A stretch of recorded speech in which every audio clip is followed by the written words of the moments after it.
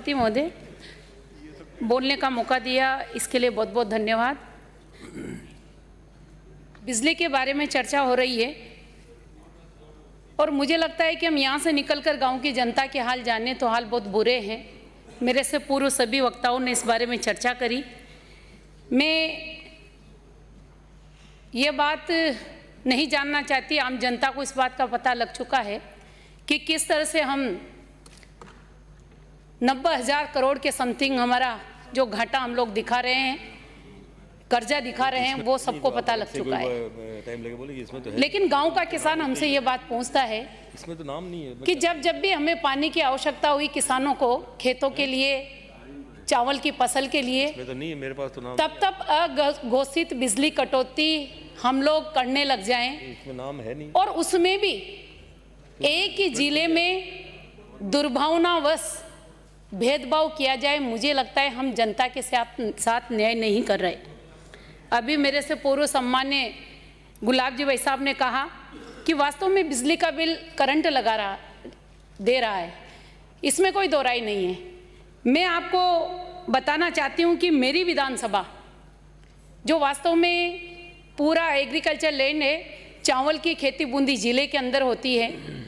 अगर मैं आपको वर्तमान स्थिति बता दूं कि जो किसान जिसने कनेक्शन के लिए अप्लाई किया और जो किसान लगातार 3 माह बीत जाने के बाद भी ट्रांसफार्मर का इंतजार कर रहा है, उसे आज तक बिजली का सामान भले ही दे दिया गया हो, उसके पोल लग गए हों, उसकी केबल डल गई होगी, लेकिन ट्रांसफार्मर उसको नहीं मिल पा रहा। और मैं बात करूं बूंदी की तो आप देखिए हिंडोली और के पाटन और नैनवा की मैं बात करूंगी तो 2155 ट्रांसफार्मरों की हमें ज़रूरत है, वो अभी तक नहीं दिए जा रहे हैं। माननीय सभापति महोदय, बड़ा दुख होता है जब गांव का किसान हमसे ये बोलता है कि शहरों में रहने वाले लोगों को तो बिजली मिल जाए, लेकिन गांव में रहने वाले जनता क्या आपको बिल का उपभोग नहीं करती क्या? आखिर क्या कारण है कि सिंगल फेस जो आप बोलते हो कि हम 24 घंटे सिंगल फेस उसको दे रहे हैं, मैं विश्वास के साथ बोल सकती हूँ इस सदन में कि अगर पूरे राजस्थान का जो हमारा ग्रामीण इलाका है, अगर हम पर जीएसएस से उसका पूरा डिटेल हम निकलवा लें कि किस जीएसएस पे कितने घंटे सिंगल फेस बिजली दी गई, तो मुझे लगता है बिल्कुल हम झूठ साबित होंगे। 2 घंटे भी सिंगल फेस बिजली गांव की जनता को नहीं मिल पा रही और हम 6 घंटे की बात कर रहे हैं कि 3 फेस बिजली हम 6 घंटे दे रहे हैं, लेकिन 6 घंटे में से आप देखिए कट के 3 घंटे बिजली मिल पा रही है 3 फेस। तो मेरा निवेदन है कि क्या हम इस व्यवस्था में सुधार कर सकते हैं। हमने, मुझे लगता है सदन में बैठने वाला हर सदस्य ने इस बात को कहा होगा और सरकार ने भी इस बात को कहा कि हम बिजली के क्षेत्र में आत्मनिर्भर बन गए। हमने सोचा कि हमारी 6 इकाइयाँ कोटा में चल रही है, छबड़ा का हमारा थर्मल पावर प्लांट चल रहा है, हमारी झालावाड़ का प्लांट चल रहा है, हमारा आडानी वाला चल रहा है, उसके बावजूद भी मात्र कोयले के अभाव में हमारी इकाइयाँ बंद रहे और हम जो थर्मल पावर प्लांट हमें 3 से 4 रुपये पर यूनिट की रेट से हमें बिजली दे रहा है पर यूनिट, 3 रुपये 4 रुपये पर यूनिट पैसे पर यूनिट, उसको हम महंगी बता रहे हैं।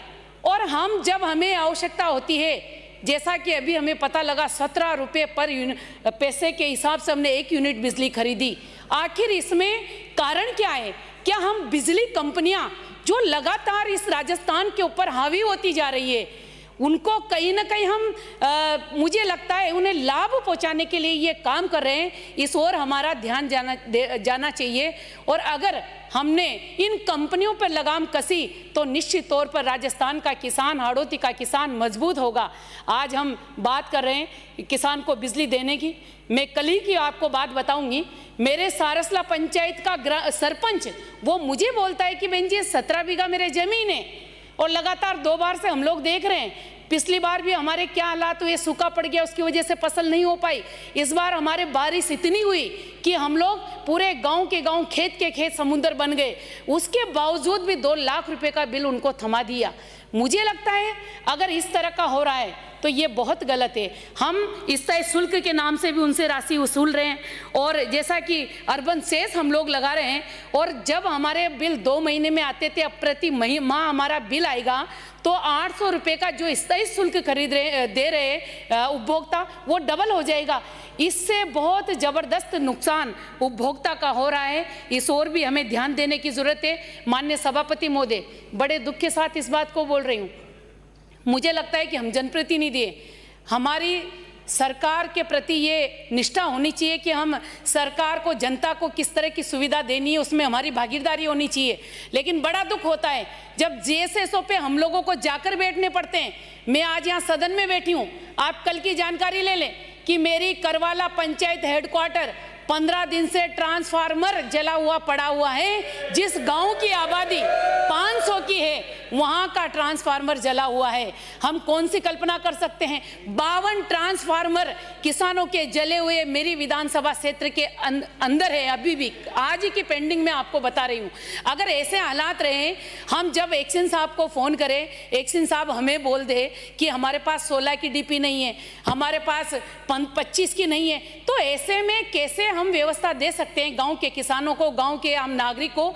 इस बात पर हमें विचार करना चाहिए। माननीय सभापति महोदय, एक बात और मैं बताना चाहती हूं आपके माध्यम से कि आप करिए, अघोषित बिजली कटौती कीजिए, लेकिन उसकी समय सीमा तक कीजिए। आप एक दिन पहले अखबार में निकाल दीजिए कि हमारे पास बिजली नहीं है, हम 1 घंटा, आधा घंटा, 2 घंटा बिजली बंद रखेंगे, लेकिन 4-4 घंटे तक, 5-5 घंटे तक लगातार त्योहार पे भी लाइट बंद रहना, मुझे लगता है ये हमारा दुर्भाग्य है। मैं वीसीआर की बात करूंगी, आप वीसीआर भरिए, मेरे घर की वीसीआर भरिए, आप अधिकारियों के घर की भरिए, आप किसान की भी भरिए, लेकिन मुंह देखकर वीसीआर भरना। माननीय सभापति महोदय, मेरे पास ऐसे सबूत है कि मैं अधिकारियों को फोटो तक भेज के व्हाट्सएप पे डाल रही हूं कि ये आपके बिजली कर्मचारी हैं जो लगातार गाँव में अपने रिश्तेदारों से, जो जिनके छोटे उद्योग चल रहे हैं, उनसे, किसानों से लगातार बिजली चोरी करवा रहे हैं। उनकी वीसीआर नहीं, लेकिन कहीं ना कहीं दुर्भावनावश वीसीआर भरना और खासकर मेरी विधानसभा क्षेत्र में मेहरबानी रखना, मुझे लगता है इसमें भी मुझे बू आती है।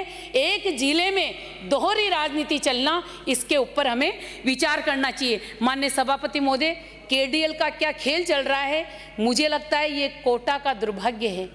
अभी कुछ दिनों पहले ही मुझे लगता है दिलावर जी भाई साहब अभी वहाँ उपस्थित थे, हमारे और भी नेतागण उपस्थित थे।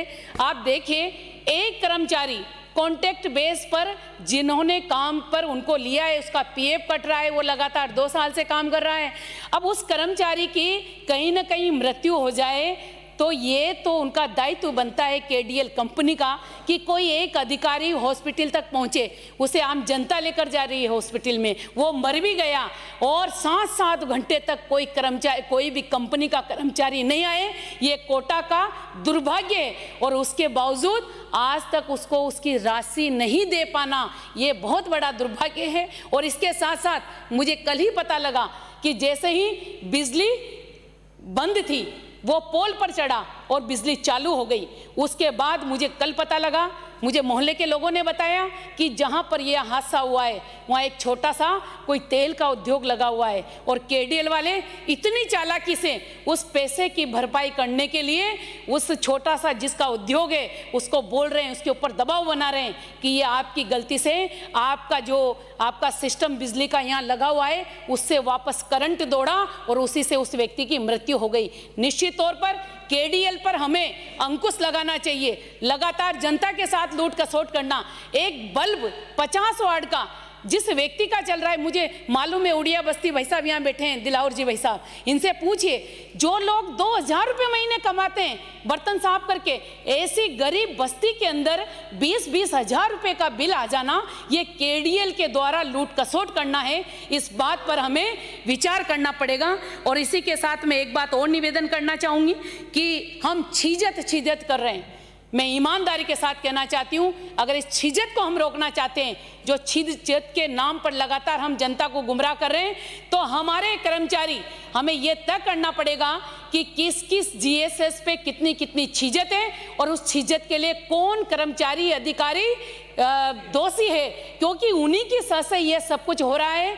और मीटर बदलने वाली बात चली रही थी। मुझे लगता है अगर 1 महीने के अंदर किसी व्यक्ति का 2 महीने के अंदर 3 महीने के अंदर अगर उसका नया मीटर लगा है, उसने नया कनेक्शन लिया है, तो आखिर में हमें क्या आवश्यकता पड़ गई कि हम 2 महीने में उसके मीटर को चेंज कर रहे हैं। हो सकता है हमारी स्कीम है, लेकिन स्कीम होगी पूरे केशवराय पाटन में जो मीटर चेंज करने के नाम से जिस तरह से दादागिरी की जा रही है, मुझे लगता है इस बात पर भी हमें अंकुश लगाना चाहिए।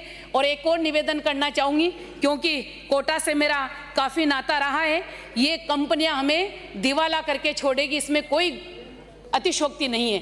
लगातार इन कंपनियों का जितना बड़ा हाथ है, मैं कहूँगी कोटा में हम डेली अखबार पढ़ लें इन कंपनियों के बारे में। जनता लगातार आंदोलन कर रही है, लेकिन हम कुछ नहीं कर पा रहे। कम से कम मैं निवेदन करना चाहती हूँ, थर्मल पावर प्लांट की भी मैं राख के बारे में भी बताना चाहती हूँ। इतना बड़ा हादसा अभी हुआ था, परसों की बात है, शायद मुझे लगता है परसों तरसों की, कि राख को हम निकाल नहीं पाए और मजदूर वहां पर दबे की दबे रह गए। आखिर में सरकार अपने नॉर्म्स के अनुसार जो 20% हमारे छोटे उद्योग चलते थे, जो ईंट बनाने वाले उद्योग थे या और कोई दूसरे उद्योग थे, उन्हें 20% की फ्री में दी जाती थी।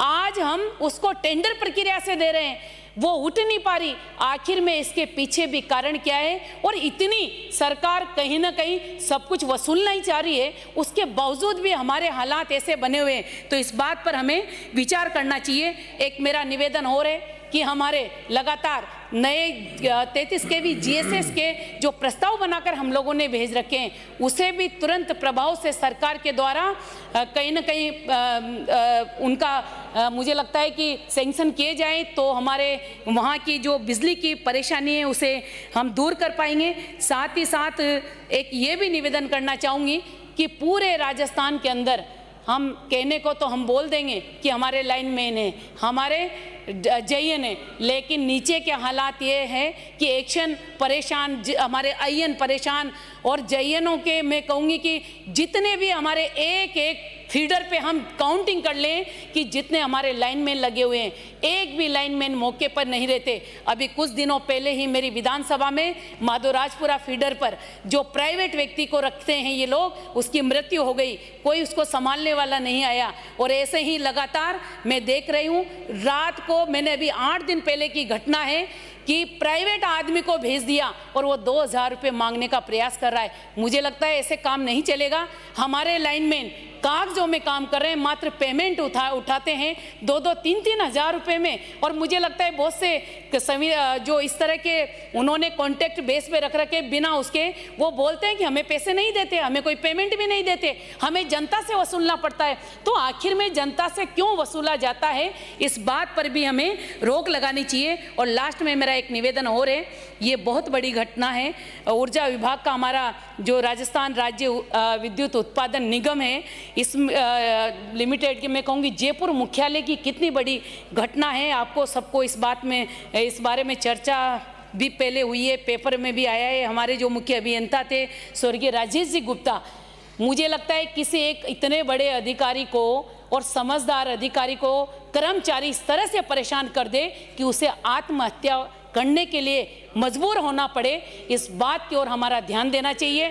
लगातार जयपुर में बरसों से इन विभागों में जो कर्मचारी, जो अधिकारी पूरी तरह से डटे हुए हैं और चिपक कर बैठे हैं, ये किस तरह से परेशान करते हैं, इनके ऊपर भी अगर सरकार का ध्यान रहेगा और इन्हें इधर उधर करेंगे तो मुझे लगता है बहुत हद तक हमें इसमें लाभ मिल सकता है। आप देखिए किस तरह से एक थाने में, श्यामनगर थाने में FIR दर्ज करवाई, उस पर कुछ कार्रवाई न होना, और उसके बाद मृत्यु के बाद आप देखिए 31 मई को रिटायर हुए 2021 को, और जुलाई माह में उन्होंने सुसाइड किया, और 8 दिन बाद ही सारा उनका जितना भी जो पैसा, जो भी उनका जितने भी सेवानिवृत्ति के परिलाभ थे, उनका लाभ दे दिया गया। मुझे लगता है ये हमें शर्मसार करने वाली घटना है। जयपुर के अंदर भी ऐसी घटनाएं घटित होती है, तो इस ओर हमारा ध्यान जाना चाहिए। मेरा यही निवेदन है कि फीडर सुधार के नाम से जब भी हमारा कार्यक्रम चले, उस कार्यक्रम के अंतर्गत किसानों को रिलीफ मिले, आम नागरिक को रिलीफ मिलेगा, तो निश्चित तौर पर बिजली के जो हादसे होते हैं उसमें हमें मुक्ति मिलेगी। और साथ ही साथ 2 वर्ष के अंदर, चाहे मैं बूंदी जिले की बात करूं, चाहे कोटा जिले की बात करूं, ऐसे हादसे हुए हैं जो वास्तव में बिजली विभाग की कमी की वजह से, गलती की वजह से हुए हैं। हम लोगों ने केस बनाकर भेज दिए। मेरी यहाँ का भी अभी झाली जी का बराना का एक केस था, 3 भैंसें मर गई करंट से चिपक कर, उनका डीपी में से कोई तार टूटा और वो चिपक कर मर गई। हमने केस बनाकर भेज दिए, आज तक उनको 1 रुपया मुआवजा नहीं मिल रहा। इन सब बातों की ओर हमें ध्यान देना पड़ेगा। और साथ ही साथ मैं यही निवेदन करती हूँ कि बिना किसी रुकावट के किसानों को बिजली देंगे तो किसान सक्षम बनेगा। इसी के साथ जय हिंद, जय भारत।